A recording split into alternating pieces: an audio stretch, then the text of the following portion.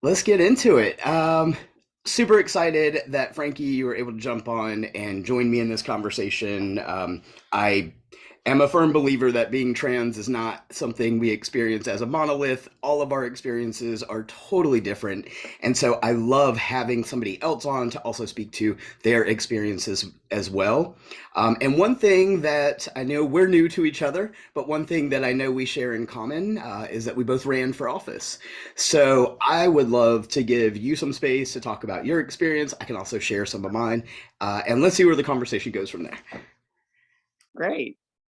So yeah, I ran for office in 2019. Well, first, let me just say I'm not new to politics, right? So the very first campaign that I worked on was back in 1996 when it was a presidential campaign when I was working for the Clinton Gore campaign. Since then, I have been on campaigns ever since then. It's just part of my life. It's just what I know. Um, I have to say that I became very politically involved in order to make a difference. Then in 2016, while I was working for the next Clinton, Hillary Clinton, during her campaign, I have to say that I met a young man who happened to be a documentarian who came in and he was happy to do a documentary about uh, volunteers, what it is to, for everybody that works in the background on campaigns. We grew a very great relationship with one another. And, we kept in touch. He started filming me, filming some other people that were working for the campaign. And then in 2018, I believe it was, is I picked up the phone. I called him and I said, "Hey, Ray, I'm going to be running for office." And, he was like, "Oh, what are you running for?" And I said, "City Council, District 8. Happen to live in a somewhat conservative part of the city of San Antonio. I knew it was going to be, pushing a boulder up the hill, but I knew visibility is important. So I decided that I was going to go ahead and give this a go. Ray came down, he started filming me, filming the campaign. Never knew, and I never would imagine that the all that filming was going to turn into this great documentary, which now I'm touring the country on with. It's called A Run for More. It's a great documentary. If for those who haven't seen it, I say go out and watch that film. Um, or it might be showing it, in a city near you. But yeah, I just felt the time was now, and a little bit about why I got involved in running for office really stemmed from the amount of work that I have personally put in and getting people elected. So, as either a volunteer, a campaign strategist, a consultant, data, ethics, you name it. I've been in some facet in that world. But I also noticed that every time I've worked for a specific candidate, or we see on TV all the time from different candidates, it's always the use of the word LGBT. And I'm pro this, and we're trying to help the LGBT community accomplish this, and I'm for the LGBT community. They stand on these pedestals and they say these things all the time. But what I started to recognize was that these same politicians that were saying these things, they were saying a lot of these things weren't practicing what they were preaching. So when I started looking at their internal administrations, I didn't see anybody that looked like us. And so it started to weigh heavy on me, where I was like, well, I was a good ploy for you to be, or a tool for you to use while you were trying to get elected, but I wasn't good enough to be hired. So I started to say, why was that? So yeah, I decided to jump into this race and say it's time for us to start making a difference. It's time for us to start taking up oxygen in the room. It's time for visibility. It's time to be comfortable in our skin. It's time, for people, whether they felt uncomfortable or not. It wasn't I wasn't trying to make people uncomfortable. That was something that they have to own for themselves. But I wanted to let people know that we exist and we are more than the stigma that society wanted to place upon us. That we can accomplish a lot more. And so, yeah, that's the reason why I decided to run and try to make a difference in this community. Mind you, not all campaigns are successful, but I still say at the very end of the day, I ended up managing another campaign, and now I happen to be the first chief of staff in a southern state of Texas, and yeah, doing still in a different capacity, but still serving the community, which is what I love doing. So awesome. I am so glad to hear your story, especially directly from you. So thank you for sharing that with me and the rest of us. Like I said at the start of this call, like we obviously are coming from different experiences and all that, but as I'm listening to your story, I'm like, oh, so much of that resonates with me, especially in the sphere of like, I did not come from a campaign background by any means, but it was the talking. I heard so many people talking about this progressive notion and being in support of LGBT everything, but not actually walking the walk. And so, from my own experience, what got me to run was I actually was. I mean, I'm a little older than most folks in this community who are out right now, but I grew up in the '90s. Didn't hear the word trans ever. I didn't even know what that was until I was like in my mid 20s, because we often get left out of conversations, media. We don't have visibility, so this visibility that we do have currently is very, very new. So for me, yes, I was watching a Netflix documentary and saw this. It was something, I think it was called Queer. Long time ago, and heard for the first time the perspective of trans people, and was like, mi gente, mi people. That's hey, this is what's been missing my whole life. So when I finally decided to take the steps necessary to pursue my transition, it was an entire journey for me, like physically and mentally. I literally left. I was living in Myrtle Beach, South Carolina at the time. Could not find any kind of support whatsoever for my transition. So I was working as a DJ and a club promoter. I threw all my stuff into my 1998 Ford Windstar minivan, and I hit the road for a few months. And I just, was going to see friends that I hadn't seen in a while, and giving myself the time and space I needed to like figure out my life. And ironically, somebody had suggested that I go to Tennessee, and I was like, in case you haven't realized, I'm a little brown, a little trans for that state. But I heard wonderful things, made the journey, ended up in a very purple area, found a lot of support, surprisingly, for my transition. And so I got very excited about the possibility of like being able to live as my authentic self. And so at one point, I landed a job that had actual health insurance. So then of course this dream suddenly became more of a reality. So as soon as I started my transition, I actually got fired from my job for transitioning. And so it blew my mind that I finally was, it was like this carrot that had been dangled in front of me for so long. And so as I navigated what it looked like to be losing my insurance and trying to get any semblance of trans care, my experience was so I would call all of these providers and say, hey, I would love to see if I could make an appointment to be seen. Most of these providers would tell me, oh, sure, what would you need to be seen for? I said, well, I'm a trans guy. Almost every single instance of that conversation ended as them saying, you know what, sweetheart, I'm so sorry, we're actually not taking new patients right now. And so it was obviously very frustrating, especially because at that point I was 35 years old, and to me, all of the chatter, all of the arguments of like, trans people don't know who they are. I'm like, I'm 35 years old. I have been around the block a couple of times. Like that argument doesn't hold water. Um, you know, and so yeah, just navigating all of the obstacles and the barriers to just be able to exist in a way that is peaceful, comfortable, any of that. It was so near impossible to find. I literally had to go to Asheville, North Carolina to be seen for the first time from Knoxville, Tennessee. In case y'all don't know, that's a 110-mile drive across a very large mountain range. And, having to pay out of pocket because now at that point I didn't have insurance. When they said, oh, it's going to be $165 out of pocket, they could have said it's going to be $10,000. It had the same weight to me of this is near impossible at this point. So I just kept feeling like the mile marker was getting moved further and further away from me being able to ever achieve my transition. So fast forward a little bit, and marriage equality passes. So one of the couples that sued for the right to marry was in Knoxville, and the city decides they're going to have this huge rally to celebrate this victory. And I had heard such wonderful things about the mayor because she turned our bridge rainbow every year during Pride, and she just seemed fairly progressive. Um, and so I was super excited because, again, I wasn't from the area, so it was really cool to be connecting with community and seeing such support. And so, yes, I go to this rally. There's like 4,000 people there.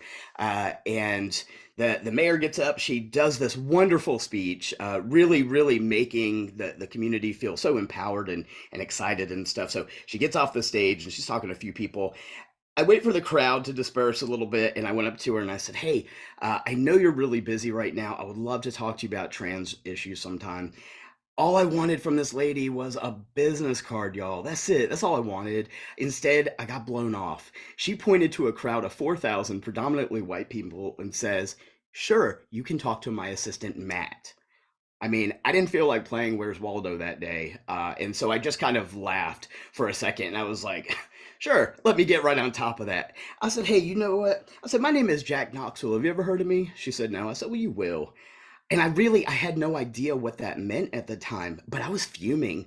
Um, and especially because here she had just given this wonderful speech to make it sound like she cared so much about this community and all this, and then to receive that reaction. So, yeah, a short time after that, I was doing all of the Uber, Grubhub, Lyft, whatever hustle kind of work I could get my hands on. Because, as you well know, Frankie, I'm sure, all of the issues with finding employment as you're transitioning were situations I was dealing with, and so I happened to be at home. I was working on a website for some people. I do graphic design and stuff like that as well. And I saw this story pop up saying that this mayor was running unopposed.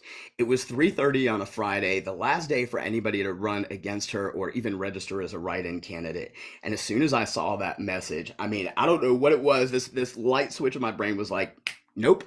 And I was like, the hell she is. And I shut my laptop and I got up, I grabbed my keys, I went down to the courthouse, I got a petition, and I ran around downtown Knoxville like a maniac, getting the 25 signatures I needed on my petition to become a write-in candidate.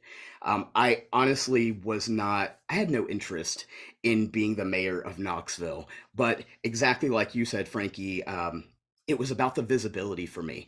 I refused at that moment. It was that was it. I was so tired of being ignored and being minimized and having all of these people tout themselves as being allies and people who care, and good people, but then doing everything they could to keep my voice silenced. So I really love that your story is also similarly rooted in that and creating that visibility, because for me, that's exactly a huge part of the work that we have ahead of us is like creating the visibility that we've been denied for so long. And so let me ask you, from your perspective, like how have things changed since you ran, especially like in your own area? What kind of impacts and things are you seeing? Sure. So first, I'll say, the beauty about running for office is the opportunity to be able to meet so many people, right, from different backgrounds, where they are, where they were, how they became in their current, area of what they're doing. So for me personally, my journey in running for office had a lot to do with growth. I I learned so much more about the trans community from what I thought I knew. Like you, I was able to. I didn't transition until I was in my late 30s. I am older. I grew up in the 80s. Okay, so being older, I thought I thought I understood what it was, but it quite wasn't that. It wasn't until I started hearing the first time I went to Lobby Day in Austin, Texas, when I started meeting a lot of different trans people, and started hearing their stories, I recognized my privilege. I recognized that I came from a family that was extremely supportive of what I was doing. I realized that I had an amazing husband. I had a home. I drove a nice car. I had all these things that not many in the trans community had. They were homeless. The people were living in different kind of housing developments, and 12, 15 of them living in small 2 bedrooms, 3 bedroom places. And I started to break down a little bit, because I kept using the word a seat at the table. I wanted to have a seat at the table, and so that I can make a difference, a profound difference for the community, not realizing and understanding my privilege. So I think from the growth then and to now, and how I've been utilizing everything that I've been able to accomplish and understand about myself, my world has changed immensely. I now am a better listener, to what people are trying to tell me, and their experiences, and not taking that for granted. It helps me understand how I can better assist the community holistically, and how I can be a better participant in democracy, and how we inspire others to just get out and vote. So I use the word accountability a lot, as somebody who was from a long time wanting that seat at the table and not realizing I already had it ish, right? Because I grew up in politics. I could easily walk into a congressman's office, or a state senator's office, or you name it. I mean, I've worked on so many campaigns that I grew up in this world that everybody just knew who I was, and so I was the exception to the rule for so many people. And now it's about accountability. For me, I think it's important when we talk about where I am today now, and how I push for um, voting rights, accessibility, getting people to the polls, working with organizations that inspire those that we try to get a larger turnout. Now, mind you, whether you are voting Republican, Democrat, Independent, Green, Libertarian, whatever your part, whatever person is inspiring you to be able to get out and utilize your voice at the ballot, that for me was that's been so important as part of this message.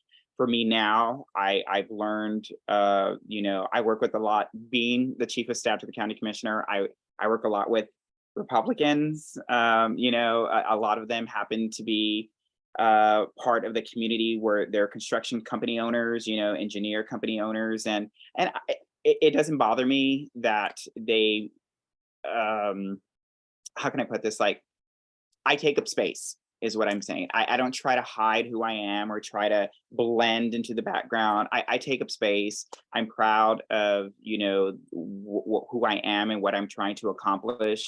I have all these very open and honest conversations when people are asking me about my transition and what it was like, and the experience and everything that I've had, and everything that I've gone through, me personally, in my personal journey. I'm fortunate enough to be able to say, well, go look at my documentary, right? It's going to tell you my entire history. But I'm able to have this conversation differently now with a different hat on, just because of my experience and being able to really open my mind to the quality of lives that the trans community really goes through. And it's important for us to really pay attention to the people that we are electing to office, to ensure that they are truly representative of us, of who we are as a community. And mind you, just because you like them, and if they are not keeping up their end of the bargain, we vote them out. We take them out. Accountability is important. We have to hold them accountable to ensure that we make our country, our space safer for the next generation. Absolutely.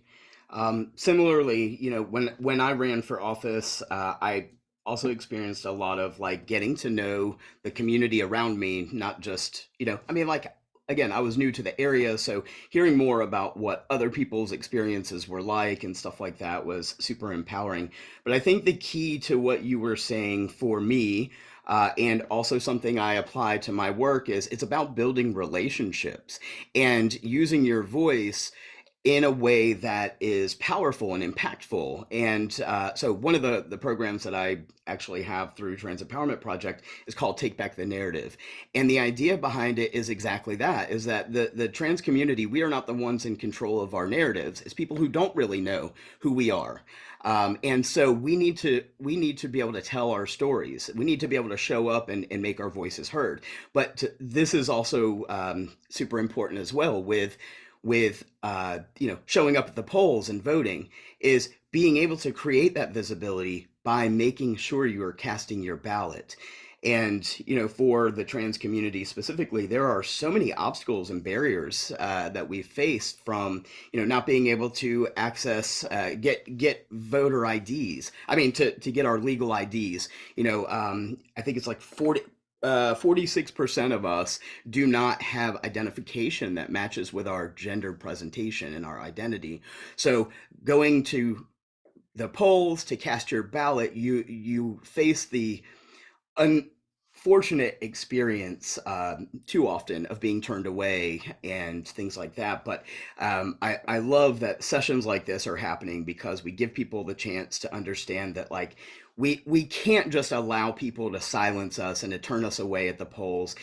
When that happens, we can get provisional ballots. We can make sure that we are still being counted. But it is important to show up. It is important to make sure you are telling your story. It's important, to really just create those relationships within your community, within your local community, extending the time, like you were saying, reaching across the aisle, reaching across to your neighbors, getting to know each other on a personal level, so that it's no longer this like monster, this portrait of a fearful person. That's the narrative of transness. But you as a human, the humanity that you bring into this world, and really, like, we all deserve to thrive. So to your point too, is like, we do have to hold our folks accountable. So being able to have conversations with each other about that accountability and educate one another about what is at stake.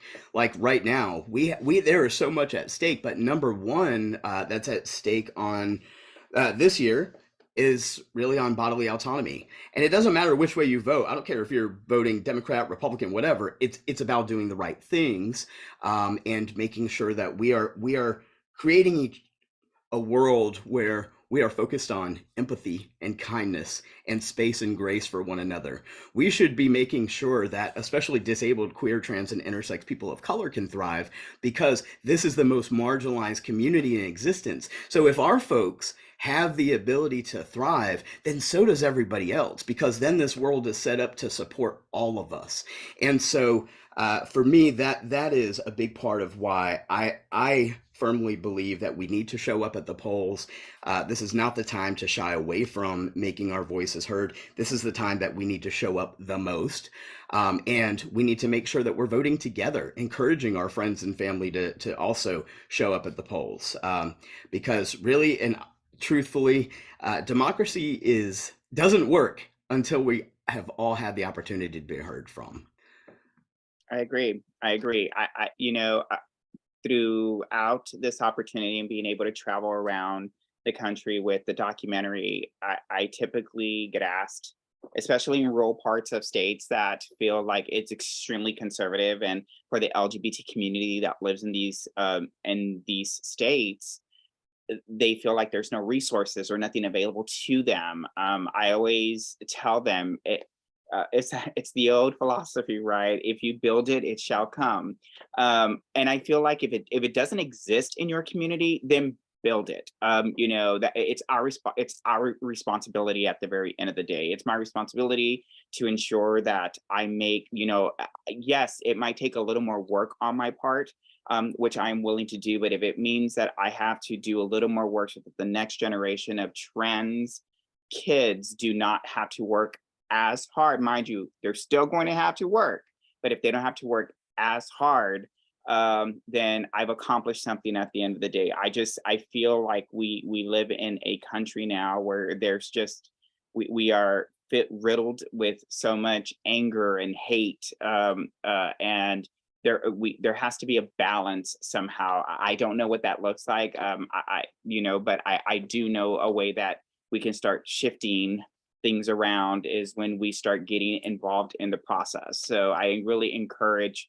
everyone, allies the same, that because they're affected. They're affected as much as we are. When we transition into our truths, they transition along with us. They knew a version of us, and they have to transition to who we are today. And so it's a transition for everyone together. So we know that it's just as important to them as it is to us. And so, I just encourage for all of those that are watching and listening that you really, take 10, 15, 20, pick up a phone, call your list of all of your contacts, and make sure that they go out and they vote. It's extremely important.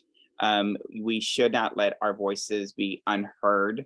So the more that we can get people involved in democracy and in the process, the better that we're going to be. The better we'll be off. But I don't believe that these states are red or blue. I believe they're non-voting at the very end of the day. I think if our turnout was greater, then we can start actually saying we live in this type of state. When I start seeing 96% registered voters voting, I can say, hey, you know what, your state might be red, or hey, your state might be blue. But until that happens, you're just a non-voting state. So I think that we need to encourage more of that and just get people more involved.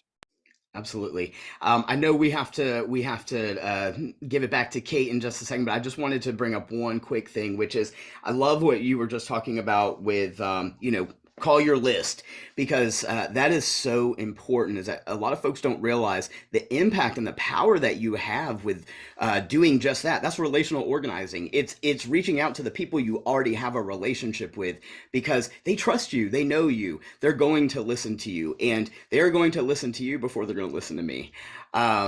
Just because I'm a stranger, and whatever other identities or biases or whatever people have. But at the end of the day, your relationships with each other really matter. So lean on those relationships and help ensure that everybody gets to the polls this year.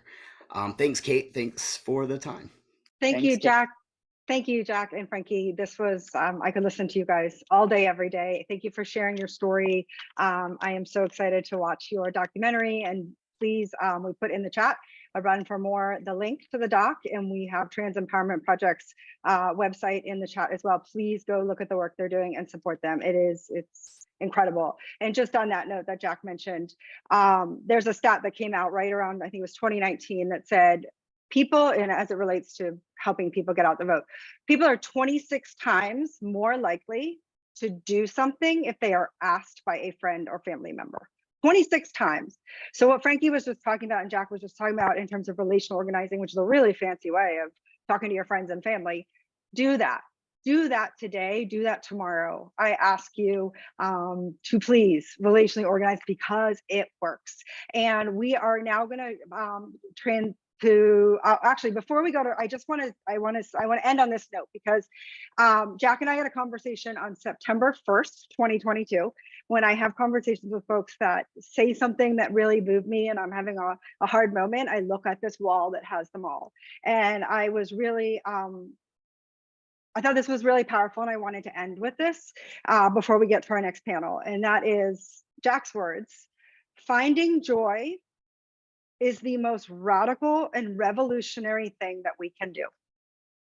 So go call your friends and go find some joy. Thank you so much, Jack, and thank you so much, Frankie. Talk to you soon.